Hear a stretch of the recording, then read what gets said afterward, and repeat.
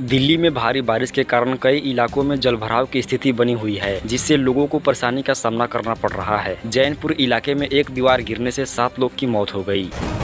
उत्तराखंड में बादल फटने की घटना। उत्तरकाशी जिले के धराली गांव में बादल फटने से भारी तबाही हुई, जिसमें कम से कम 4 लोग की मौत हो गई और 11 जवान लापता है। मोदी कैबिनेट के निर्णय। मोदी कैबिनेट ने 52,667 करोड़ रुपया की परियोजनाओं की मंजूरी दी है। शरद पवार का बयान। शरद पवार ने कहा कि जल्द ही पता चलेगा कि एकनाथ शिंदे कहां जाएंगे और उन्होंने अपने गुट के साथ मिलकर चुनाव लड़ने की अटकलों को खारिज कर दिया है। अमेरिका द्वारा भारत पर टैरिफ। अमेरिका ने भारत पर 50% तक की अतिरिक्त टैरिफ लगाया है, जिससे भारतीय उद्योगों पर असर पड़ने की संभावना है। ICICI बैंक के नए नियम। ICICI बैंक ने नए बचत खाते में 50,000 रुपये की न्यूनतम राशि रखने की आवश्यकता को अनिवार्य कर दिया है। भारतीय बैंक ने हटाया minimum balance charge. Indian bank और PNB ने अपने बचत खाते में न्यूनतम बैलेंस न रखने पर लगने वाला जुर्माना हटा दिया है। इससे ग्राहकों को बड़ी राहत मिली है।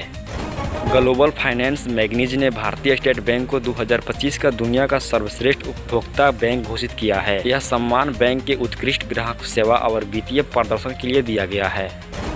इंडियन बैंक का सूद लाभ 41% से बढ़कर 1447 करोड़ रुपया हो गया है। बैंक की आय में वृद्धि और NPA में कमी के कारण मुनाफा बढ़ा है।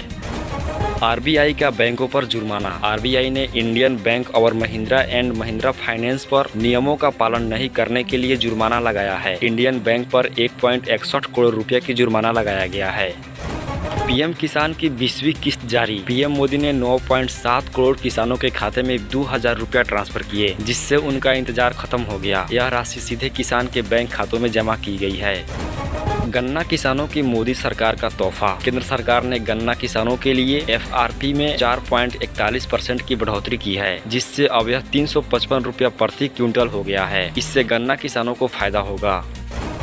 उत्तर प्रदेश में विमान ईंधन के लिए गन्ने, धान और गेहूं के भूसे का उपयोग। उत्तर प्रदेश में एक नई पहल के तहत गन्ने, धान और गेहूं के भूसे का विमान ईंधन बनाया जाएगा, जिससे किसान की आय बढ़ने की उम्मीद है और यह परियोजना 3,000 करोड़ रुपये के निवेश से शुरू की जाएगी।